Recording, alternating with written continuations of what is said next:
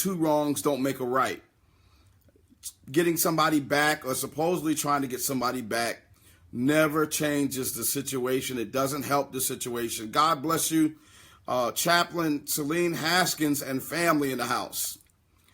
Getting back at someone never changes or helps the situation in any way. Plus, let me just put this out there just in case you didn't see part one. You end up giving somebody your body who hasn't really put in anything into the relationship. First of all, you already know, we're going to go ahead and say it. If you're married, if you're not married, you shouldn't even be having sex. But we're going to say this next sentence, just like the Bible says, because of the hardness of your hearts. Because that's what the scripture says about divorce. God hates divorce. But because of the hardness of your hearts, okay, here we go.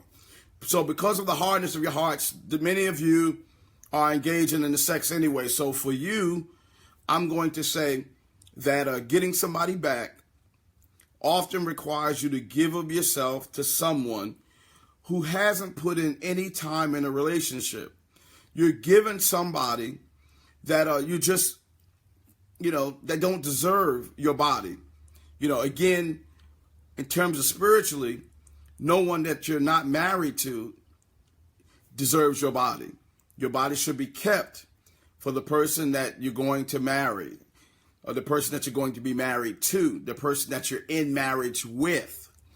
But because of the hardness of your hearts, those of you that are having sex, and you're working on being delivered, or you want to be delivered, I'm just going to go ahead and say to you that when you're giving somebody something that is precious, something that is sacred, something that somebody off the street, just because you know them, they're your good friend, or you church with them, or you like them, or somehow you've got some type of familiarity where you feel that it's cool to just go, I'm going to get this other person back. I'm going to give somebody else my body.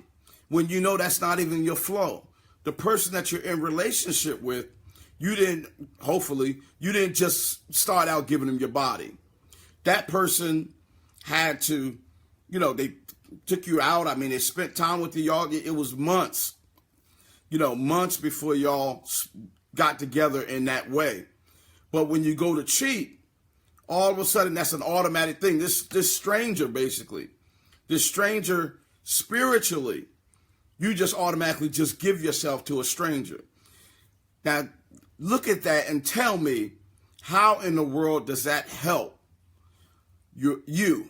How does that help the relationship that you're in by trying to get back at somebody? The scriptures talk about do not render evil for evil.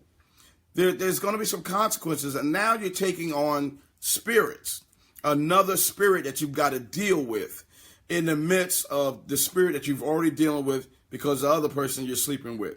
So you're bringing on extra things that's going to cause harm to you in the future.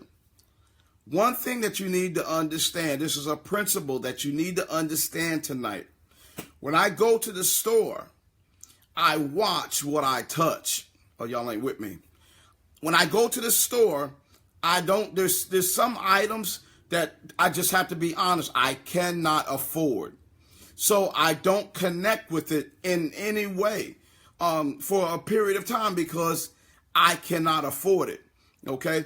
I can look at the 4K, 65, 70 inch, the brand new screen TVs, those big giant 4K TVs.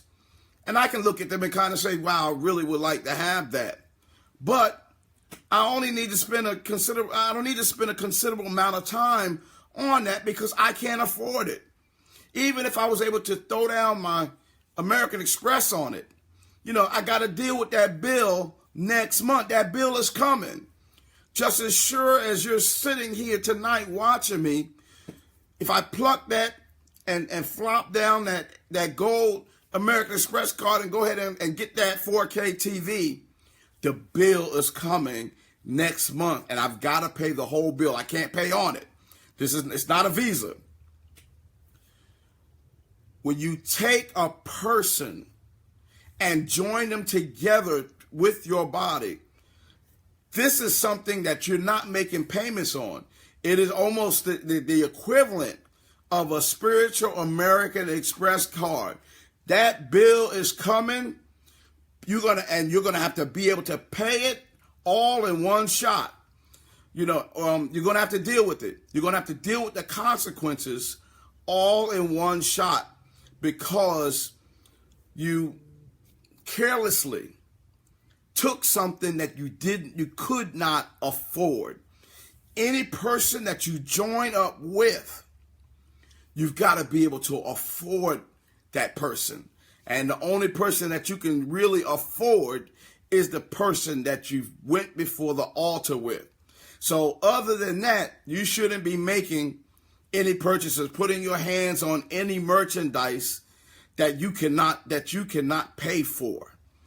Ladies and gentlemen, we often dismiss things that are spiritual because we can't see them.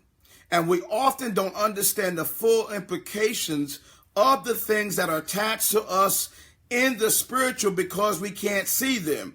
You think because you lay down, take off your clothes, throw them across the room and lay down with somebody and you share bodily fluids that it's all right, that it's okay, it's just that particular thing and that's it. I did what I want to do. I've dealt with and I pushed my agenda forward, but you've taken on something that you truly cannot afford.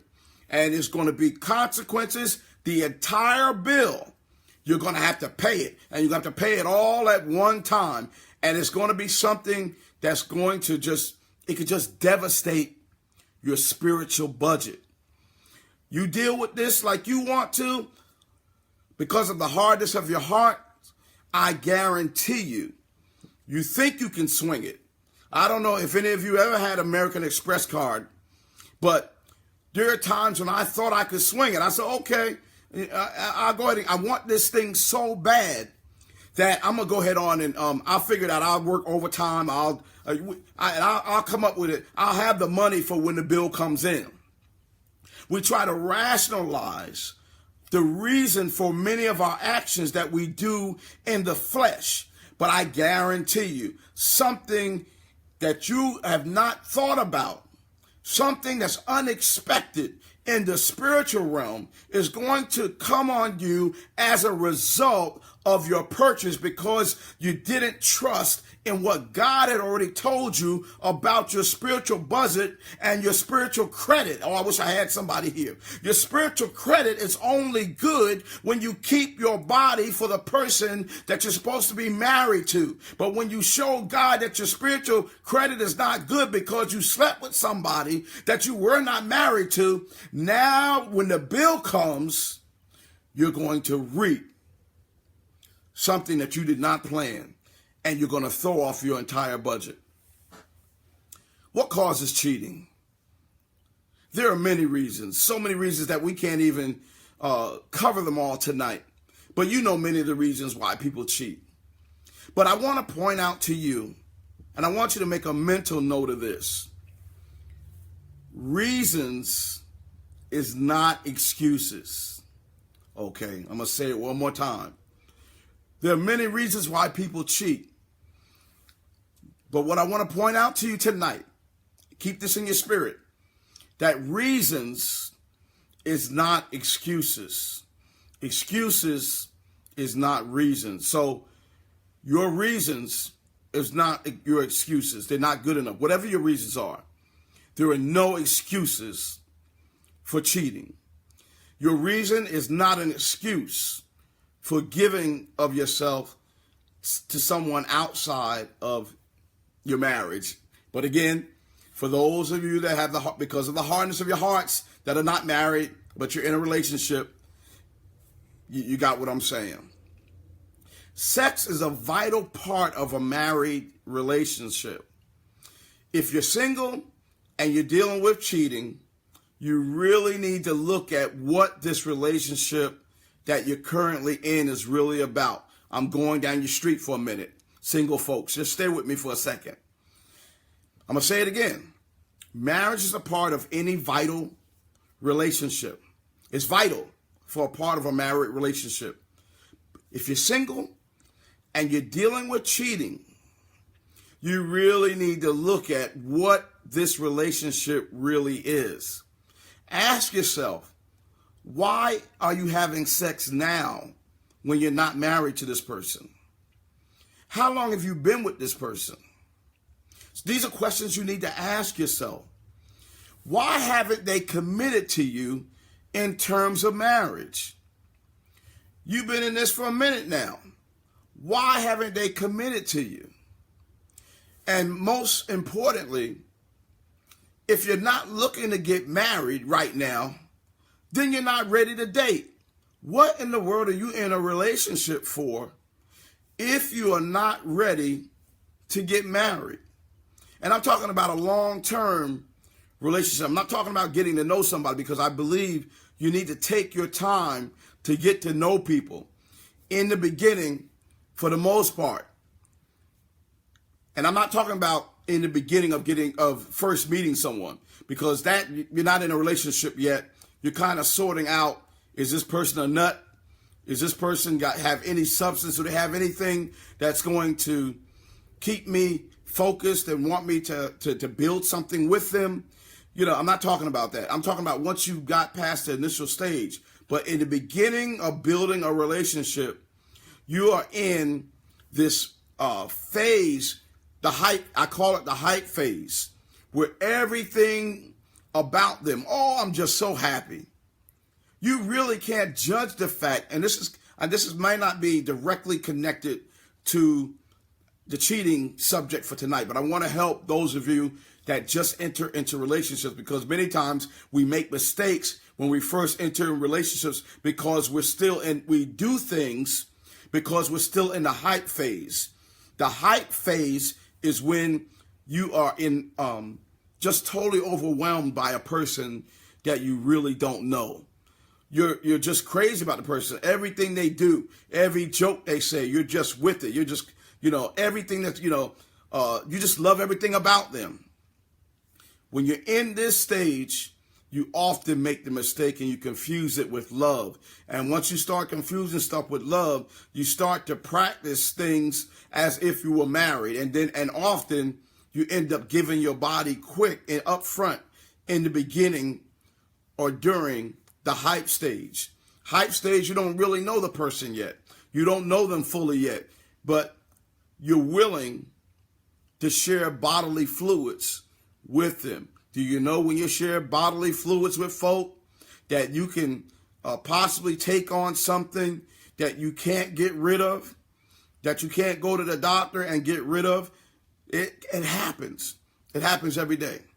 So if you're single and you're dealing with cheating, you need to ask yourself, why are you having sex now?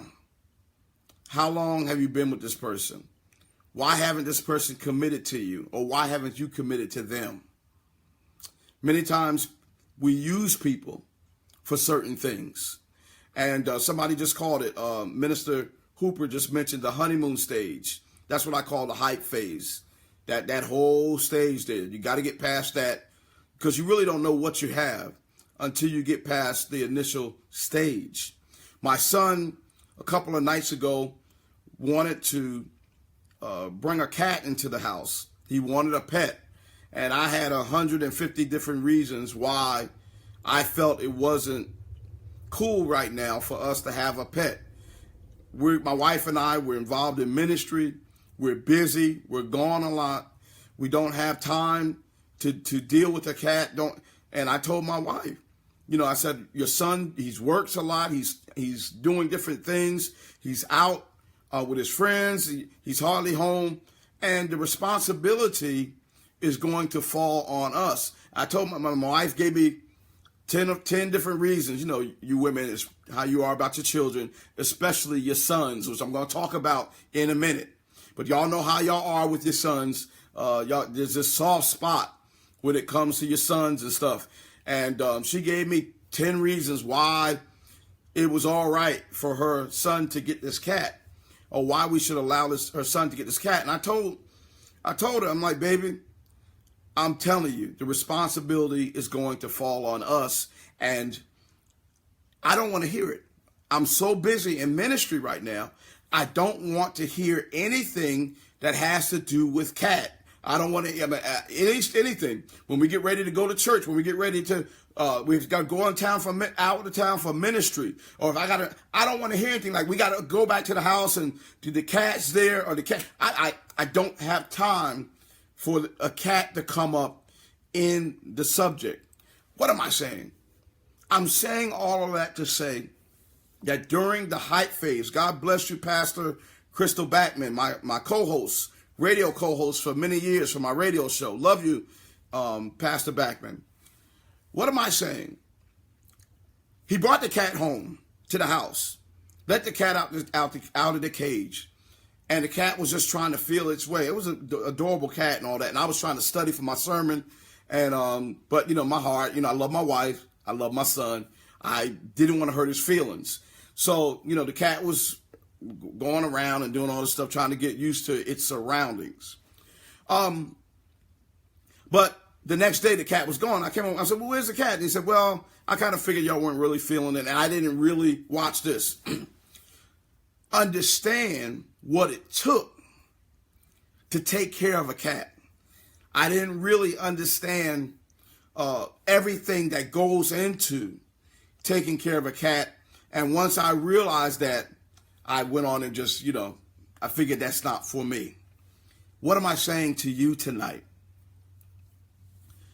Many of us, when we take on a relationship, don't understand. We get caught up in the cat was cuddly. It was very inviting to pet. It was so precious. It was small and precious and didn't seem like it would be a big deal. It seemed like it would be able to just, we could show the cat affection and the cat would be able to show affection back to us. But what we don't understand is that little cat is going to grow into something very quickly. Once the honeymoon stage, the hype stage, the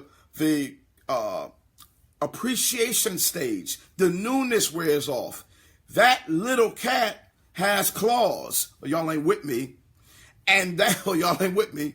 That little cat is going to turn into a bigger cat, and there's going to be a lot of things that we did not plan on, and that my son didn't plan on, because when he took this particular cat into our home.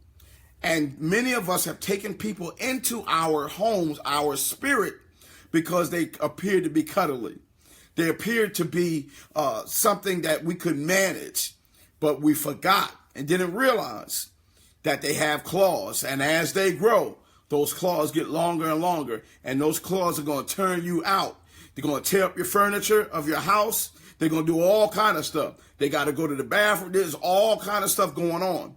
So grabbing somebody during the hype phase and many times keeps us from looking at the reality of what we're actually taking in. All right, so those of you who are not married and you don't have any intention of getting married, or if the person that you're with doesn't have any desire right now to get married, y'all shouldn't be dating. You're just causing yourself to be in a store with an American Express credit card, and you're looking at that 4K TV, which is $4,000 or so, that you've got to pay it all back next month, and you can't afford it. All right, you don't have an overabundance of money. You can't make payments. You got to pay that. American Express don't play. As a matter of fact, that should be their motto. American Express don't pay. You got to pay it all up front. They don't even want to hear it. So during that hype stage, we fail to realize what's going to happen when we commit. You stand in front of you go in the store, you look at the 4K TV long enough, and if that's something that is your desire, you'll start to make excuses and reasons and come up with a way that you can, that I can do it. I can do it. The longer you focus on it. But I dare you. I'm not going to say I dare you. I'm going to go back. Many of us who understand the implications of keeping our spiritual credit, you can be in a store, you see that TV, and you instantly say, I can't afford it. I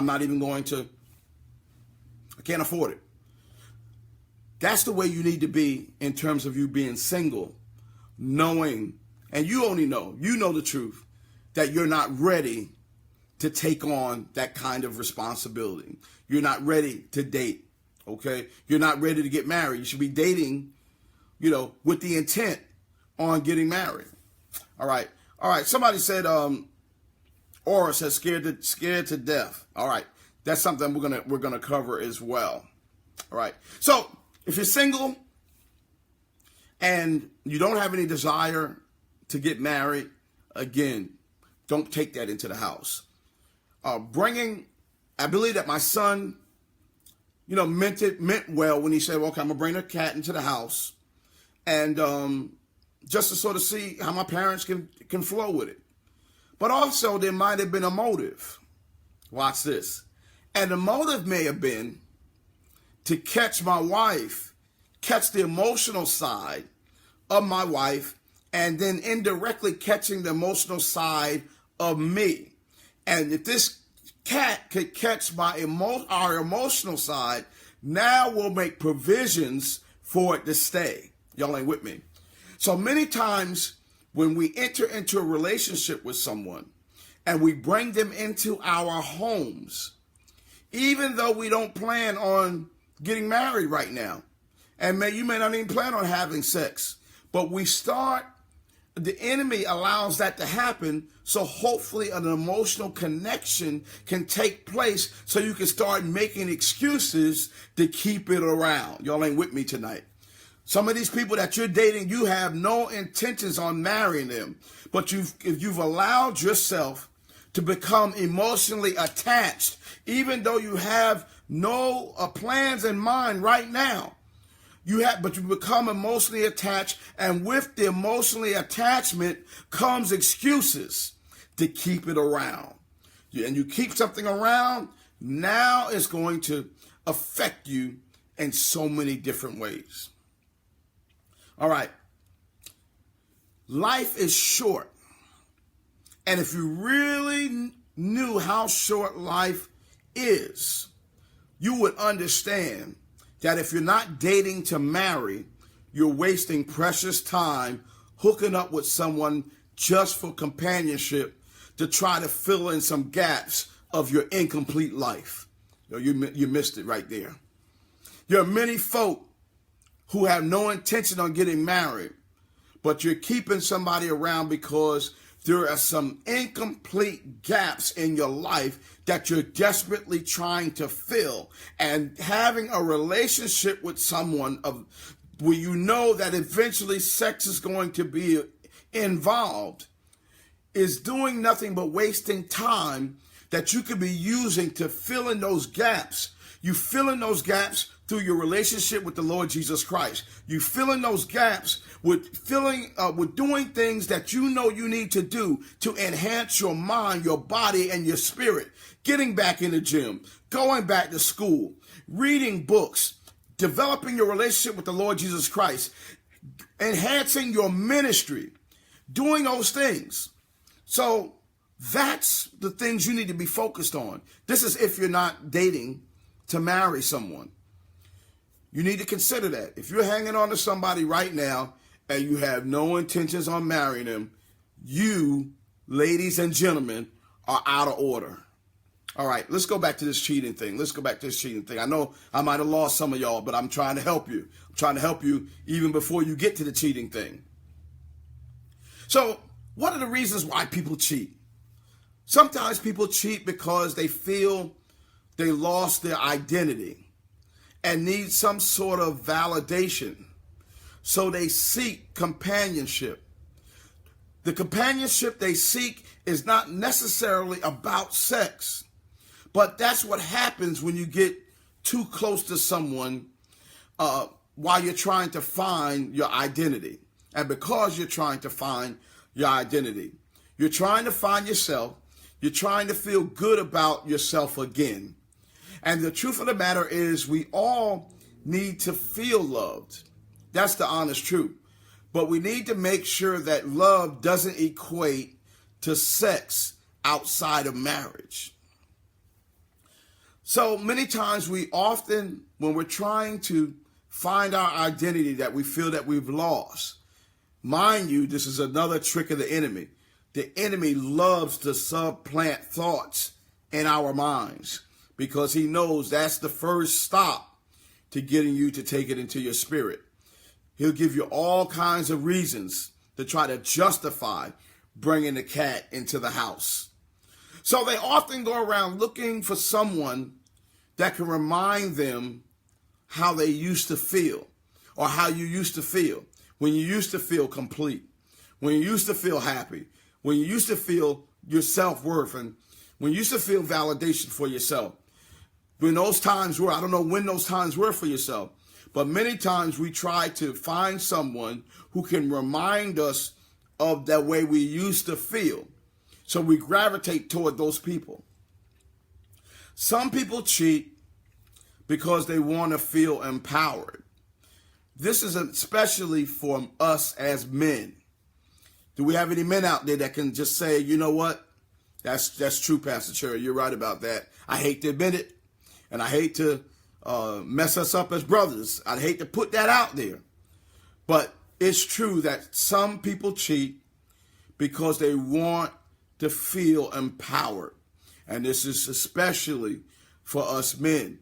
That we feel that the more women we have, the more empowered we are, and the more empowered we feel as a man. Many times, women, I'm getting ready to go down your street as mothers. Many times we as men were unintentionally programmed with this from our mothers since we were a teenager. How so, Pastor? What in the world are you talking about? Many of you mothers are so proud of your son, and our mothers were so proud of us. We were good looking, attractive, had brains, had intelligence, had gifts, and our mothers were so proud of us because of the way we looked, and because they knew that other young girls were attracted to us.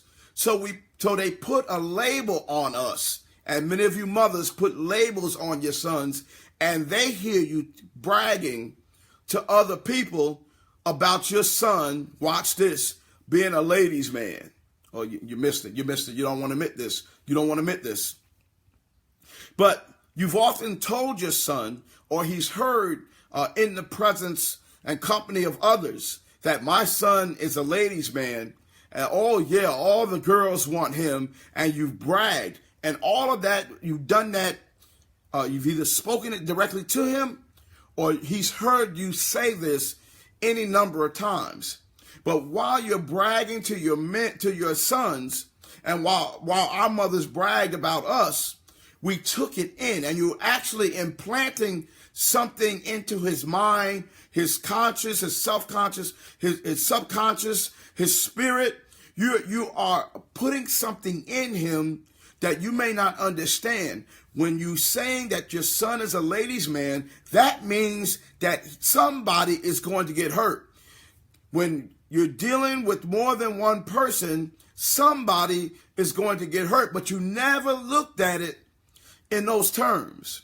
You said, yes, now when his father was skinning and grinning and doing some of the same things, you called him a dog. You put him out. You divorced him. You talked about him and went to his parents and talked about him like a dog. You said, oh, he ain't worth nothing.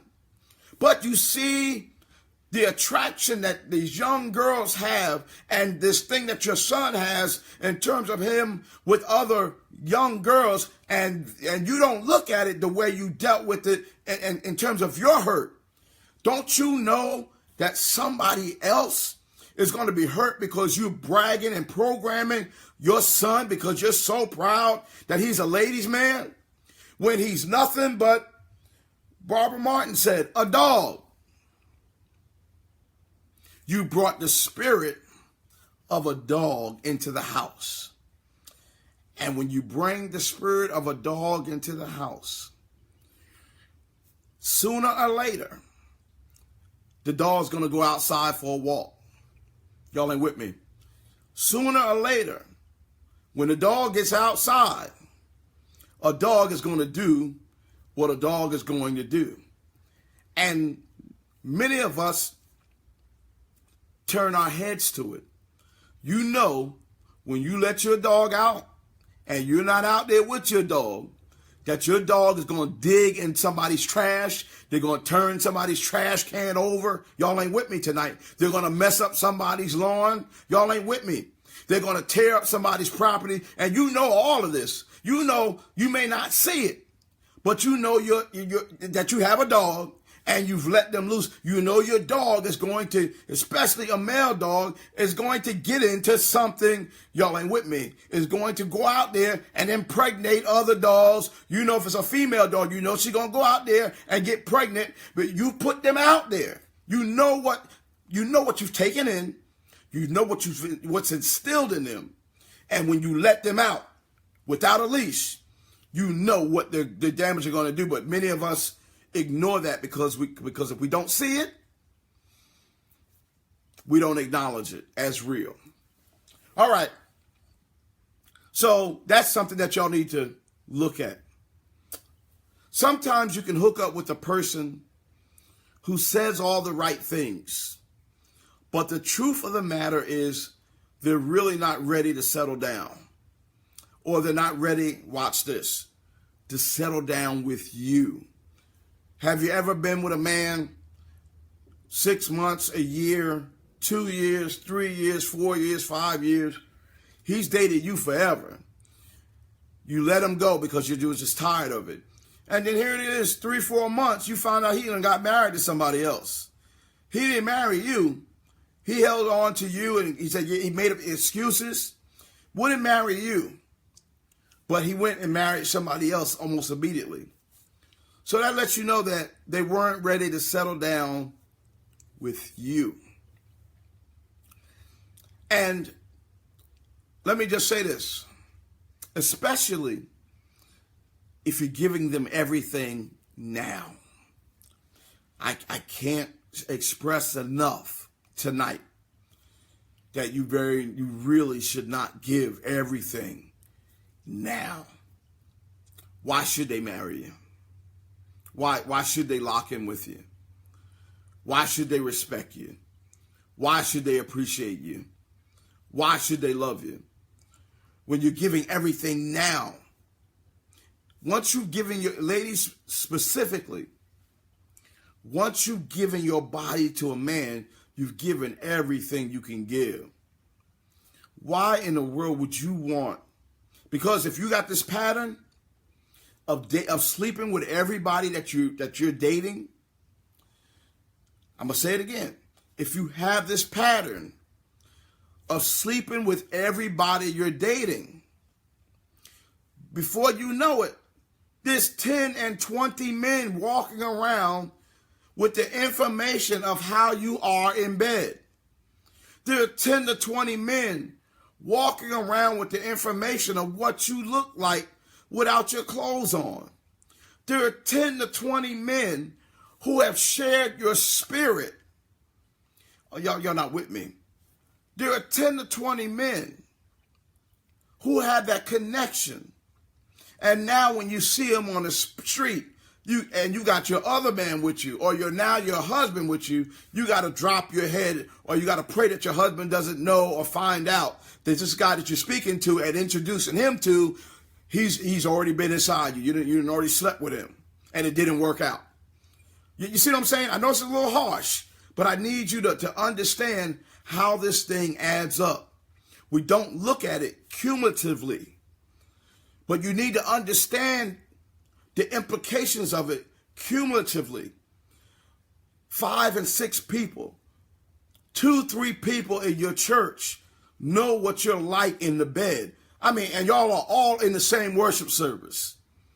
You bring your husband there, there's nowhere in the sanctuary, he can't look in the front.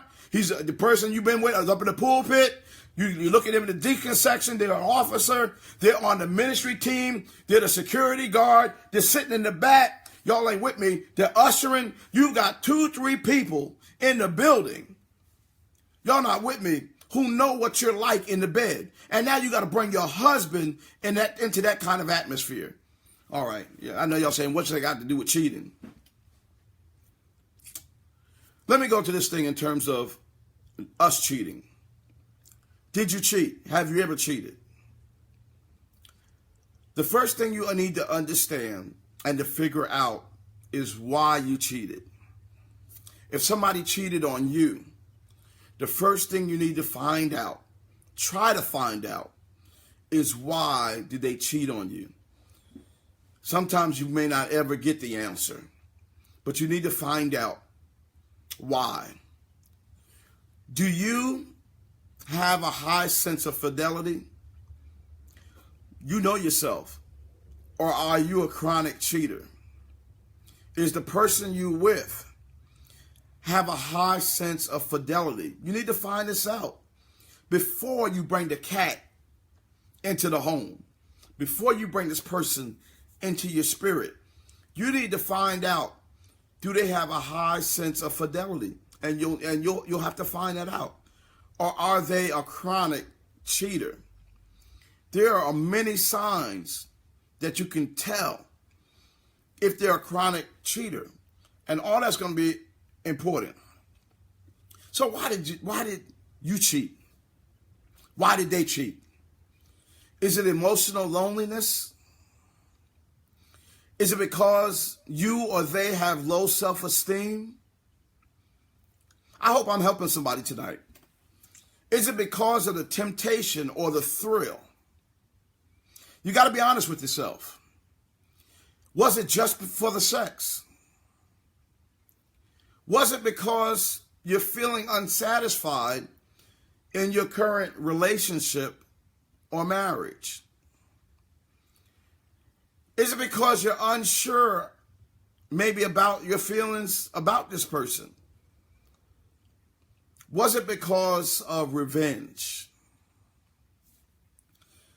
Was it an excuse to get out of the relationship? You were so desperate to get out and the person wouldn't leave, and you knew the only way that the person would leave is that if you slept with somebody else, particularly, well, both, I just say across the board. I'm not even going to say that.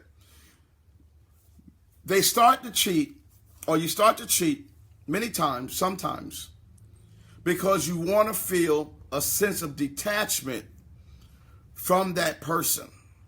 Oh, y'all missed it. Many times we cheat because we want to get away from the person. And we feel, because that's such, when you sleep with somebody, there's such a strong spiritual connection. And you're actually committing, these are spiritual vows that you're taking. Even if you're not married to them, you're connecting to each other. So you want that connection so you can feel a sense of detachment from this other person that you're so desperately trying to get away from. You could be feeling that you could be abused or feeling abused. So you may want to feel that detachment and get that detachment. Even without their partners, they can be individuals. You want to feel that you can be an individual who can think for yourself. You want to get away. Many of you saw that movie, The Long Kiss Goodnight, with Gina Davis and Samuel L. Jackson. It came out in 1996. How many people remember that movie, The Long Kiss Goodnight? If you don't remember that movie, you gotta see it. It is an incredible movie. It's an awesome action movie. Some of the stunts that are done in there are just absolutely amazing. Go rent it, get it off. I don't know if it's on Netflix or Amazon Prime, but go see that. Go check that movie out. Go rent it. Go Redbox. Go check. The movie is awesome. And y'all know we all love Samuel L. Jackson. And Gina Davis was awesome as an actress as well. But I'm not going to give the whole movie away. I'm not going to give the plot or anything. Yeah, somebody said, Cheryl said it's a great movie. Yeah, Linda Martin saw it. Ava Thompson saw it. Yeah, that was an awesome movie. But in this movie, Gina Davis played Samantha Kane, who was a school teacher. And she hired Samuel L. Jackson, who was a private detective, to help her find out who she was in her past. She had a serious accident that really, in terms of what happened to her head. She had a serious accident where she damaged her head, and that caused her to have amnesia. She wasn't able to realize the amnesia had taken away her long-term memory. So she remembered her current things. She remembered, her current life. She's currently married. She currently had, I believe, an 8-year-old daughter. She's a school teacher, and all of that.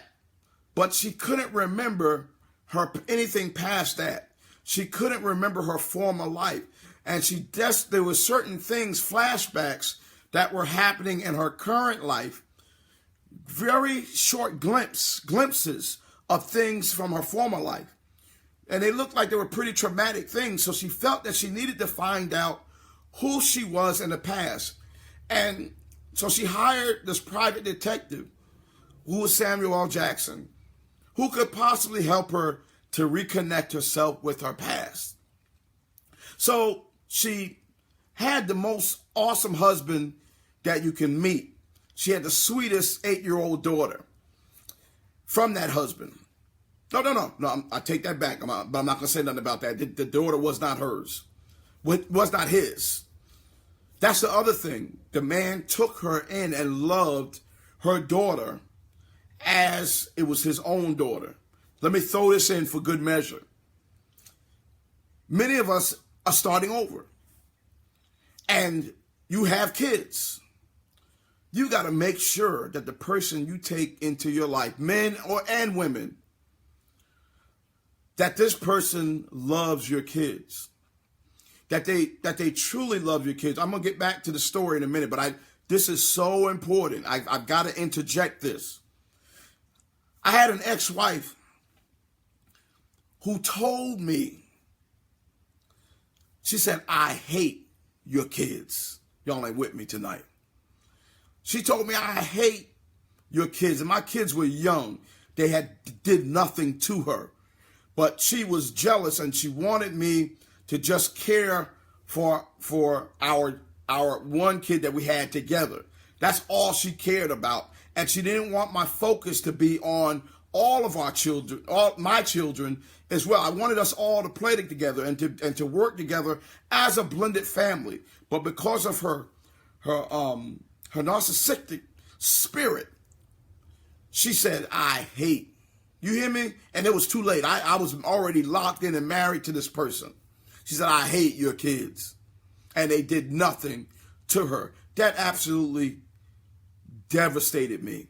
I went up to the room to try to figure out why she took the kid that we had together, went to the room, and I'm trying to figure out, and my boys are sitting there, they don't know what's going on. They didn't understand what was going on. So I went upstairs to find out I'm like, what are you doing? We're all supposed to be down here playing together. And that's when she hit me with it. And I ladies and gentlemen, I could not begin to tell you how I felt in my spirit. And I was stuck with this person. I'm a minister and I'm married to this person, and God hates divorce. And this woman here, I almost called her something, said she hated my kids. And I had to go back downstairs with this information and put the hurt that I had aside and to try to help my kids deal with the awkwardness of her disappearing and taking our daughter out of the equation. Lord, you don't ever want to live like that. You don't ever want to live like that. So getting back to my story, this man that she married was an awesome man. He loved her daughter as his own daughter. Matter of fact, he even said He was even supportive of her going with and they had to go, travel.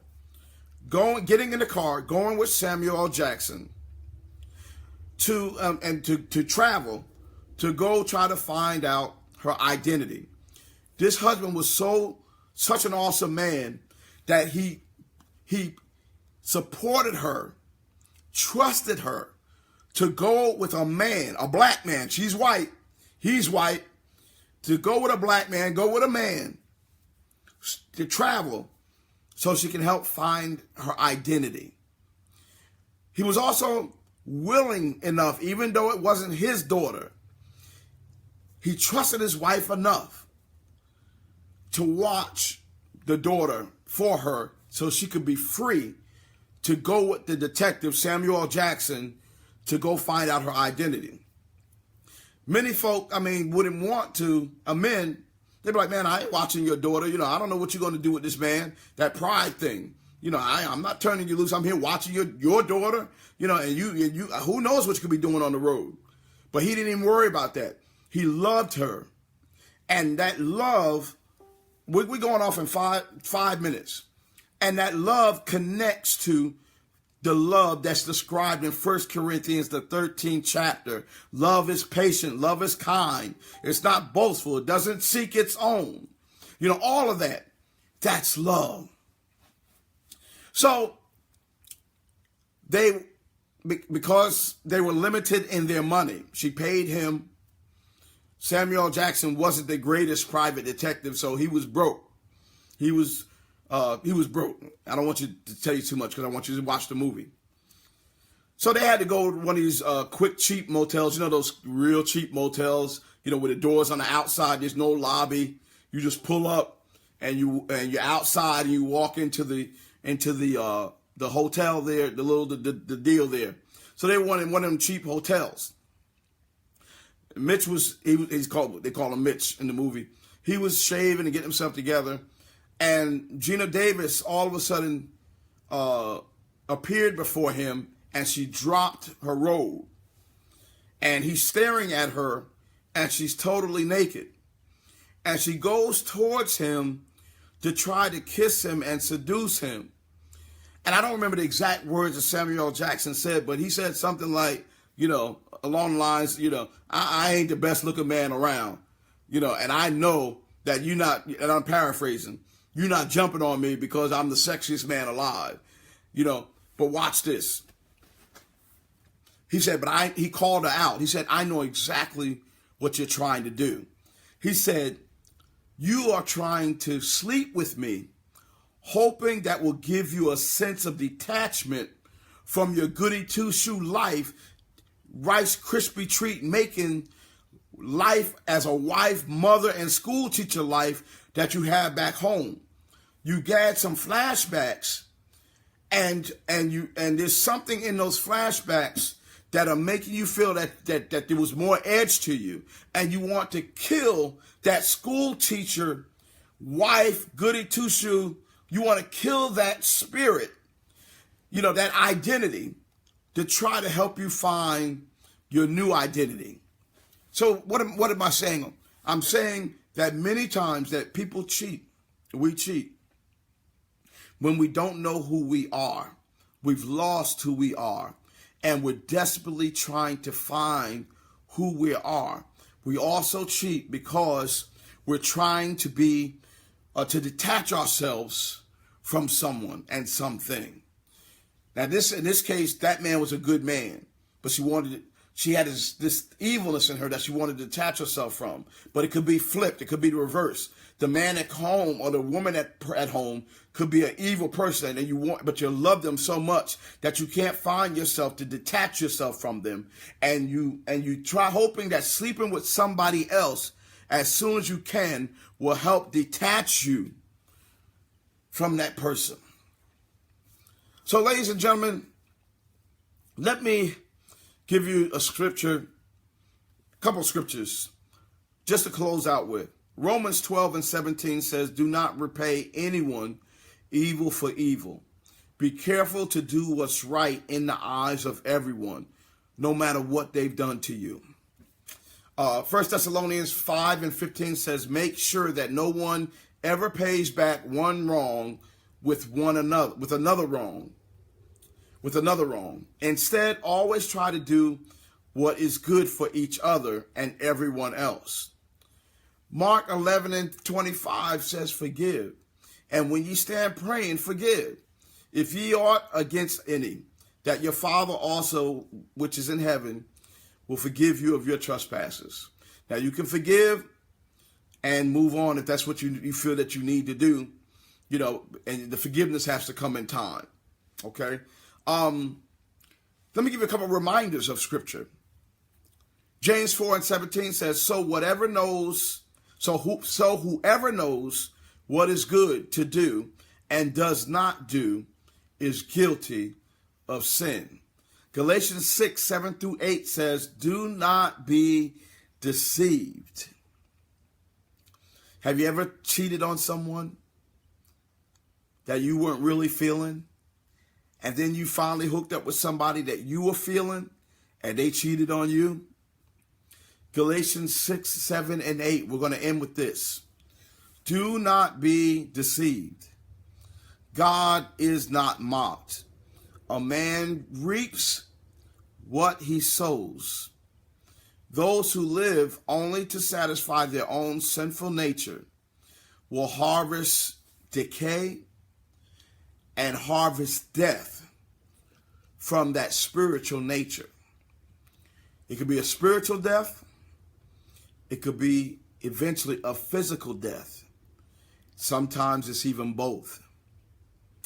But those who live to please your spirit, not your flesh, will harvest eternal, everlasting life from the Spirit.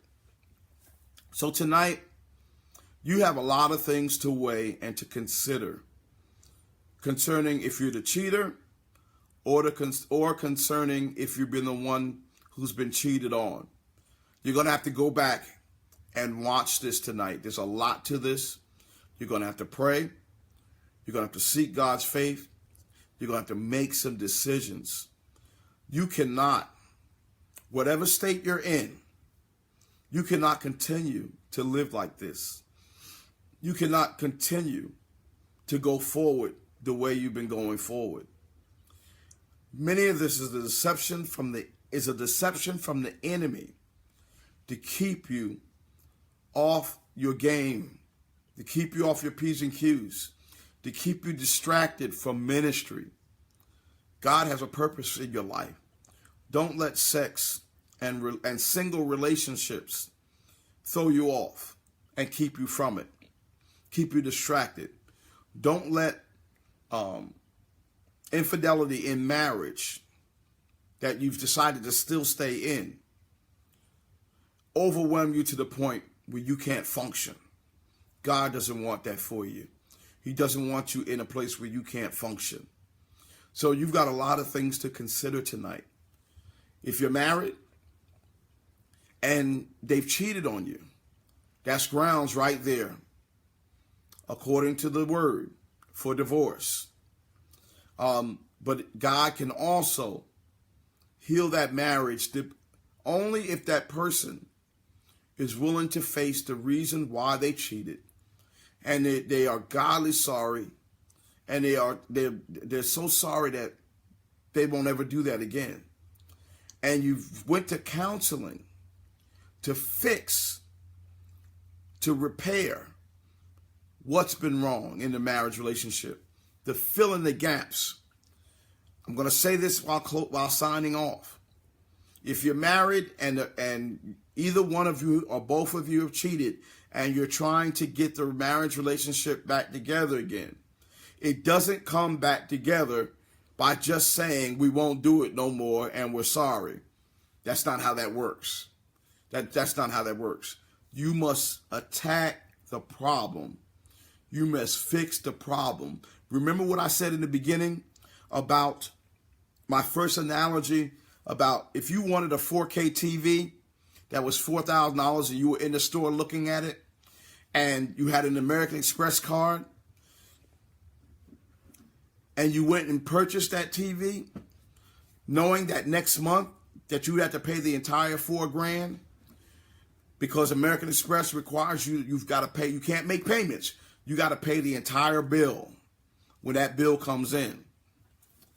You got to keep in mind that whatever you take in, that you're going to have to deal with it in its full capacity. So you've got to, whatever you've spiritually taken in by sleeping with somebody else, you're going to have to deal with the entire thing. With the tie, you're going to have to deal with it. And if you can't make the payments, you can't pay it off next month, American Express, you're going to damage your spiritual credit. I love you all tonight. I thank you for being with me. And I will see you next week, next Monday night, same time, same channel. God bless you.